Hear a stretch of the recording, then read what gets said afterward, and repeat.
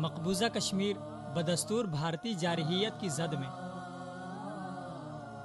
کشمیر میں حالیہ آزادی کی تحریک جس قدر جوش و جذبے اور بلا خوف و خطر میدان میں نکلی ہے، اسی شدت سے بھارتی جارحیت اور ظلم و ستم میں بھی اضافہ دیکھنے میں آ رہا ہے۔ کشمیریوں پر بھارتی مظالم اور غیر انسانی قبضے کی مذمت پوری دنیا میں کی گئی، لیکن بھارت بدستور اسی روش پر قائم رہتے ہوئے اپنی ہٹ درمی کا اظہار کر رہا ہے۔ کمانڈر برہان مظفر وانی کی شہادت کے بعد کشمیر جس انداز سے جاگا، اسے دبانے کے لیے بھارت نے انتہائی سفاکیت اور درندگی کا رستہ اپنایا۔ چھروں اور زہریلے مواد سے معصوم اور نہتے کشمیریوں کی بینائی چھینی گئی، مگر کشمیریوں کو اپنے عزم اور تحریک سے ہٹانا بھارت کے لیے ممکن نہ ہوا۔ بھارتی تسلط میں دبے کشمیری عوام بھارتی جارحیت، کرفیو اور پکڑ دھکڑ کو پیروں تلے روند کر سڑکوں پر نکلے ہیں۔ ان کا ایک ہی مطالبہ ہے اور ایک ہی جدوجہد، ایک نعرہ ہے، ایک طلب اور ایک ہدف ہے۔ بھارتی جارحیت سے آزادی ان کی جستجو ہے، جس کے لیے وہ 68 سالوں سے ظلم و جبر کے انگاروں پر عازم سفر ہیں۔ 3 ماہ کے قریب کا کرفیو تاحال قائم ہے۔ ہزاروں کشمیری 3 ماہ کے دوران گرفتار ہوئے اور 100 سے زائد افراد شہید ہوئے، جن میں بچے اور عورتیں بھی شامل ہیں۔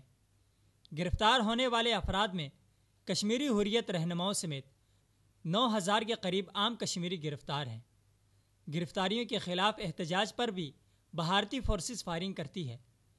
9 اکتوبر کو سری نگر میں بھارتی جارحیت کے خلاف ہونے والے مظاہرے پر بھی بھارتی فورسز نے شدید فائرنگ کی، جس کے نتیجے میں مظاہرے میں شامل 12 سالہ بچہ جنید احمد شدید زخمی ہو گیا، جسے اسپتال منتقل کیا گیا، تاہم وہ اسپتال میں شہید ہو گیا۔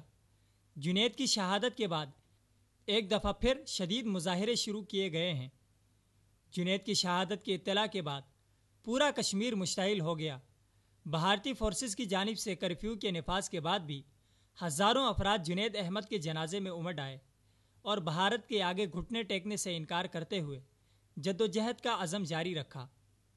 پاکستان نے بھارتی جارحیت میں شہید ہونے والے کشمیری معصوم بچے جنید احمد کی شہادت کی پرزور مذمت کرتے ہوئے بھارتی جارحیت کو انسانیت سوز اقدام قرار دیا ہے۔ یاد رہے کہ 8 جولائی 2016 کو حزب المجاہدین کے کمانڈر برہان مظفر وانی کی شہادت کے بعد سے کشمیر کی جدوجہد آزادی میں بھارتی فورسز کی فائرنگ کے نتیجے میں شہید ہونے والے کشمیریوں کی تعداد 110 ہو گئی ہے، جبکہ 700 سے زائد افراد پیلٹ گن کے چھروں سے اپنی بینائی کھو چکے ہیں۔ کشمیریوں کا حق خود ارادیت دینے کے بجائے بھارت غاصبانہ قبضہ کیے ہوئے ہے، لیکن کشمیریوں نے بھی باطل کے سامنے سر جھکانے سے انکار کیے رکھا ہے اور اپنی جہد مسلسل پر قائم ہیں۔